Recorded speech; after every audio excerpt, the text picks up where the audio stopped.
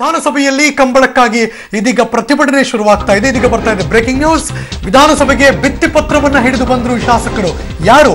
ಕಾರ್ಕಳ ಶಾಸಕ ಸುನೀಲ್ ಕುಮಾರ್ ಈಗ ಪ್ರತಿಭಟನೆ ಮಾಡ್ತಿದ್ದಾರೆ. ಇದೀಗ ಬರ್ತಾ ಇದೆ ಬ್ರೇಕಿಂಗ್ ನ್ಯೂಸ್.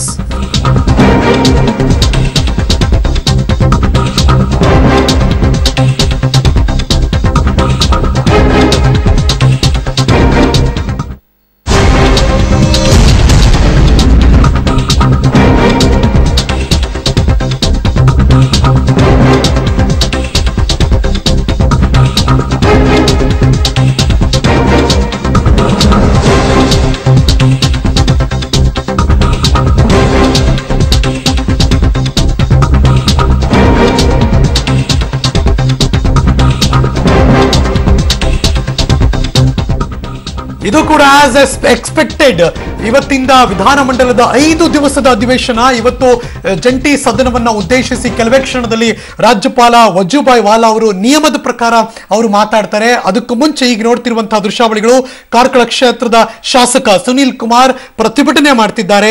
ಅಂದ್ರೆ ಕಲಾಪ ಆರಂಭಕ್ಕೂ ಮುಂಚೆ ಭಿತ್ತಿಪತ್ರವನ್ನ ಪ್ರದರ್ಶನ ಮಾಡುತ್ತಾ ಅವರು ಪ್ರತಿಭಟನೆ ಮೊರೆ ಹೋಗಿದ್ದಾರೆ.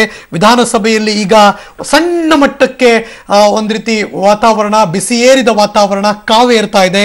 ಕಂಬಳಕ್ಕಾಗಿ ಪ್ರತಿಭಟನೆ ಬಲಭಾಗದಲ್ಲಿ ನೋಡ್ತಿದ್ದೀರಾ. ಇದೀಗ ವಿಧಾನಮಂಡಲ ಅಧಿವೇಶನವನ್ನ ಉದ್ದೇಶಿಸಿ ಮಾತನಾಡೋದಕ್ಕೆ ಒಳಗಡೆ ಬರ್ತಿದ್ದಾರೆ ರಾಜ್ಯಪಾಲರಾದಂತಹ ವಜೂಭಾಯಿ ವಾಲಾ. ಕೆಲವೇ ಕ್ಷಣದಲ್ಲಿ ಅವರ ಭಾಷಣ ಶುರುವಾಗುತ್ತೆ. ನಿಯಮದಂತೆ ಜಂಟಿ ಸದನವನ್ನ ಉದ್ದೇಶಿಸಿ ಮಾತಾಡ್ತಾರೆ. ಸರ್ಕಾರದ ಕಾರ್ಯಕ್ರಮಗಳು ಆ ಭಾಷಣದ ಹೈಲೈಟ್ಸ್ ಆಗಿರುತ್ತೆ. ಇದೊಂದು ರೀತಿ ಬಜೆಟ್ಗೆ ಪೂರ್ವಭಾವಿಯಾಗಿ ನಡೀತಿರುವಂತಹ 5 ದಿವಸದ ಅಧಿವೇಶನ ನೀವು ನೋಡ್ತಿದ್ದೀರಿ ದೃಶ್ಯಾವಳಿಗಳಲ್ಲಿ. कर्नाटक विधान परिषद के माननीय सभापति, कर्नाटक विधानसभा के माननीय अध्यक्ष, कर्नाटक के माननीय मुख्यमंत्री, विधान परिषद के माननीय नेता प्रतिपक्ष, विधानसभा के माननीय नेता प्रतिपक्ष, सभी माननीय मंत्रीगण और कर्नाटक विधानमंडल के माननीय सदस्यगण, मैं कर्नाटक विधानमंडल के इस संयुक्त अधिवेशन में आपका हार्दिक स्वागत करता हूँ। गरीबों, कमजोर और वंचितों के कल्याण और विकास के लिए मेरी सरकार की प्रतिबद्धता सर्वविदित है। पिछले 4 वर्षों के दौरान मेरी सरकार ने एक समग्र समाज के विकास को, जिसमें समाज के सभी वर्गों की अवसरों और संसाधनों पर समान पहुंच हो, प्रोत्साहन देने लिए दृढ़ निर्णायक और सतत कदम उठाए हैं। कावेरी और महादायी जल विवादों में कोर्ट के आदेशों द्वारा चुनौतियों के बावजूद मेरी सरकार राज्य के लोगों के साथ राज्य की भूमि, जल और भाषा बचाने के लिए दृढ़ता से खड़ी रही तथा कावेरी, कृष्णा और महादायी नदियों के जल में कर्नाटक के लोगों की न्याय संगत हिस्सेदारी को सुरक्षित रखने के लिए प्रतिबद्ध रही है। मेरी सरकार राज्य में शांति बनाए रखने में कामयाब रही है और हिंसा की छिटपुट घटनाओं से दृढ़ता से निपटा गया है।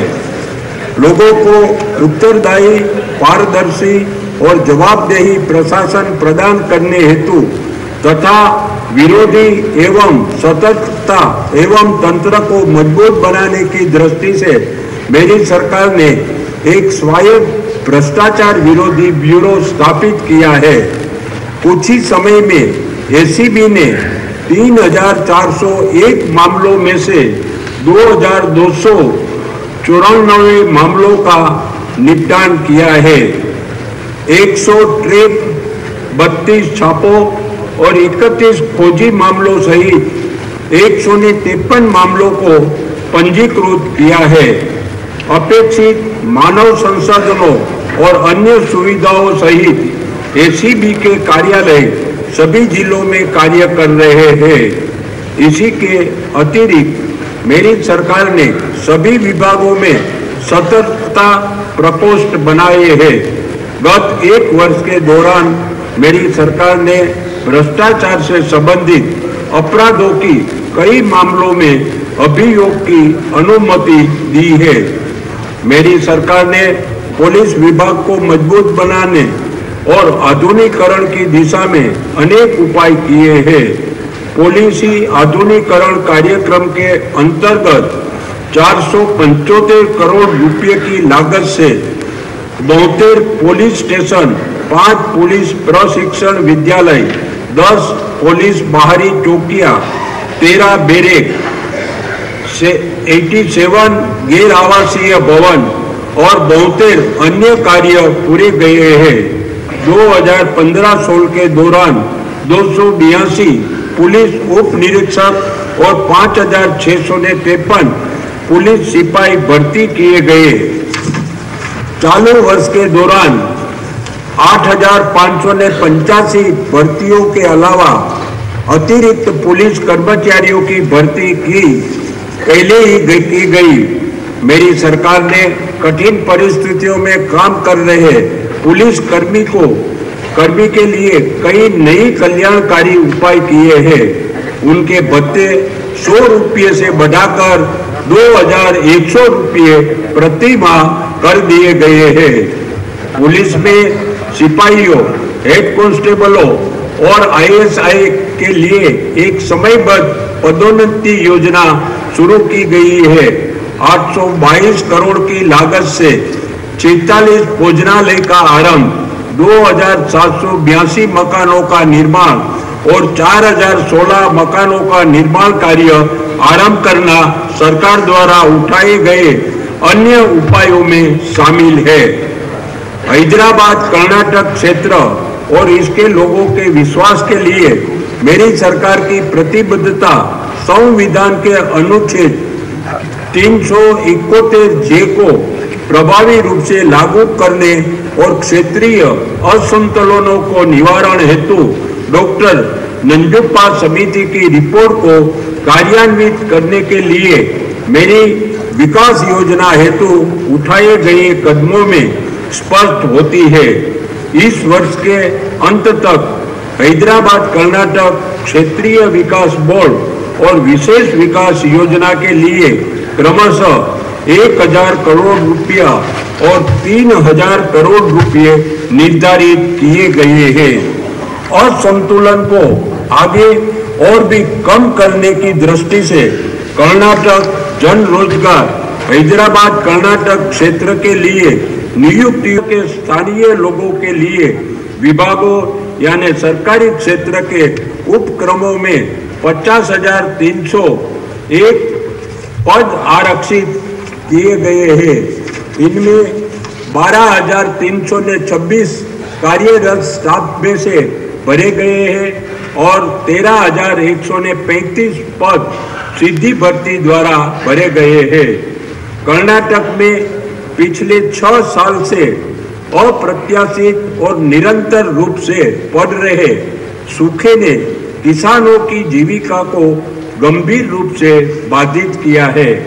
चालू वर्ष के खरीफ सत्र के दौरान 139 तालुकाओं और रबी सत्र के दौरान 160 तालुका को सूखा प्रभावित क्षेत्र घोषित किया गया है। मेरी सरकार ने लगातार बढ़ रहे सूखे से प्रभावी रूप से निपटने के लिए निर्दिष्ट राज्य सहायता के समायोजित वितरण रोजगार सृजन ಈ 4 ವರ್ಷದ ಸರ್ಕಾರದ ಎಲ್ಲ ಕಾರ್ಯಚಟುವಟಿಕೆಗಳ ಬಗ್ಗೆ ಇದೀಗ ಜಂಟಿ ಸದನವನ್ನ ಉದ್ದೇಶಿಸಿ ಸನ್ಮಾನ್ಯ ರಾಜ್ಯಪಾಲರಾದ ವಜುಭಾಯಿ ವಾಲಾ ಅವರು ಮಾತಾಡ್ತಾ ಇದ್ದಾರೆ.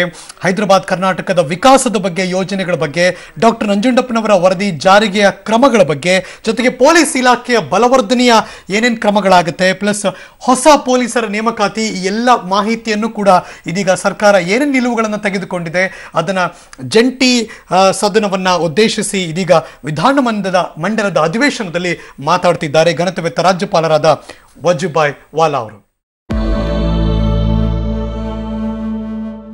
ಎಟಿಎಂ ಹಲ್ಲೆ ಆರೋಪಿಗೆ ಸಂಬಂಧಪಟ್ಟಂತ ಒಂದು ಬ್ರೇಕಿಂಗ್ ನ್ಯೂಸ್ ಬರ್ತಾ ಇದೆ ಅಂತ ನೋಡೋಣ.